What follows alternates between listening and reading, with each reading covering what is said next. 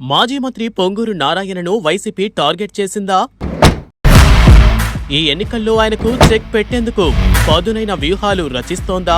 పోటీకి ముందే నారాయణను ఇబ్బంది పెట్టడం ద్వారా చంద్రబాబుకు ఆ సెగ తగలాలని వైసీపీ భావిస్తోందా? అందులో భాగంగానే నారాయణ విద్యా సంస్థల్లో తనిఖీలు, అధికారుల దాడులతో భయపెట్టే ప్రయత్నం చేస్తోందా? తెలుసుకోవాలంటే వాచ్ ది స్టోరీ. ఆంధ్రప్రదేశ్లో సార్వత్రిక ఎన్నికల ముందు చిత్ర విచిత్ర పరిణామాలు చోటు చేసుకుంటున్నాయి. అధికారాన్ని అడ్డుపెట్టుకుని జగన్ సర్కార్ ఇష్టానుసారం చేస్తోంది. వైసీపీ అభ్యర్థులు ఏ నియోజకవర్గాల్లో అయితే కొత్తవారు అయ్యుంటారో, గెలుపు అవకాశాలు అస్సలు లేకుండా ఉంటాయో ఆయా చోట్ల ప్రతిపక్ష పార్టీకి చెందిన అభ్యర్థులను టార్గెట్ చేస్తున్నారు. నిన్న మొన్నటి వరకు గుంటూరు, విజయవాడ, ప్రకాశం జిల్లాల్లో పలువురు టీడీపీ ముఖ్య నేతలను టార్గెట్ చేసిన వైసీపీ ప్రభుత్వం ఇప్పుడు మాజీ మంత్రి, టీడీపీ కీలక నేత పొంగూరు నారాయణపై ఫోకస్ పెట్టింది. శుక్రవారం నారాయణ ఇంట్లో పోలీసులు విస్తృతంగా సోదాలు నిర్వహించారు. ఆయన ఇంటి దగ్గరున్న అన్ని వాహనాలను తనిఖీ చేశారు. నారాయణ నివాసం, ఆసుపత్రి వద్ద పోలీసులు హడావుడి చేశారు. ఒక్క మాటలో చెప్పాలంటే నారాయణ ఇంటిని, మెడికల్ కాలేజీని పోలీసులు అష్టాదిగ్బంధనం చేశారు. నారాయణ సతీమణి రమాదేవిని సుదీర్ఘంగా విచారణ జరిపారు. అసలు ఎందుకు సోదాలు జరుపుతున్నారో, ఏ విషయంలో ఇంత రచ్చ చేస్తున్నారో కనీస సమాచారం లేకపోవడం గమనార్హం. మరోవైపు వైసీపీ శ్రేణులు మాత్రం నారాయణ మెడికల్ కాలేజీలో directorate of revenue intelligence raid జరిగిందని, భారీగా నగదు స్వాధీనం చేసుకున్నారని ప్రచారం చేస్తున్నాయి.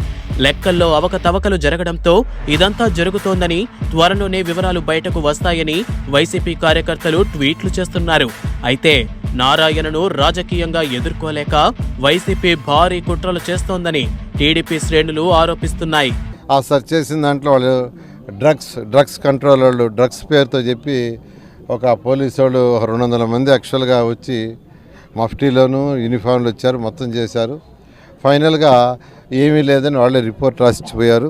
ఇది కక్ష సాధింపు.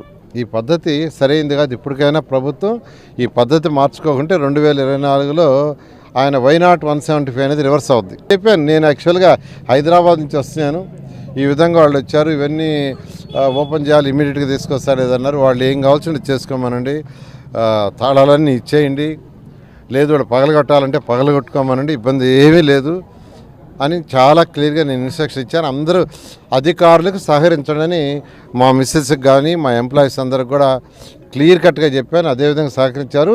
వాళ్ళు ఇచ్చిన రిపోర్ట్లో కూడా బాగా సహకరించారు, వాళ్ళని రాసిచ్చారు. చాలా సంతోషం. Thank you. కాగా 2019 ఎన్నికల్లో నారాయణపై వైసీపీ తరపున అనిల్ కుమార్ యాదవ్ పోటీ చేసి అతి తక్కువ మెజారిటీతో గట్టెక్కారు. అయితే ఈ ఎన్నికల్లో కూడా నారాయణ టీడీపీ అభ్యర్థిగా దాదాపు కన్ఫర్మ్ అయ్యారు.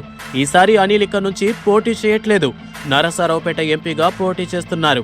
దీంతో నెల్లూరు నగరపాలక సంస్థ డిప్యూటీ మేయర్గా ఉన్న ఎండి ఖలీల్ను వైసీపీ బరిలోకి దింపుతోంది. కొత్త వ్యక్తి, ఏమాత్రం అనుభవం లేని వ్యక్తి కావడంతో నారాయణను బలహీనపరచడానికి ఇలా టార్గెట్ చేసిందనే ఆరోపణలు వెల్లువెత్తుతున్నాయి. కొద్ది నెలల క్రితం కూడా ఇదే తరహాలో తనిఖీలు చేసిన అధికారులు ఆ తర్వాత మిన్నకుండిపోయారు.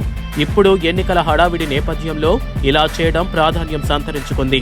ఎన్నికల నోటిఫికేషన్ వరకు ఇలాగే దాడులు కొనసాగుతాయా, లేక నెల్లూరు నగర టీడీపీ అభ్యర్థిగా నారాయణ పేరు కాకుండా వేరే వాళ్ళది ఉంటే ఈ తనిఖీల ప్రక్రియ ఆగుతుందా అన్నది ఉత్కంఠగా మారింది.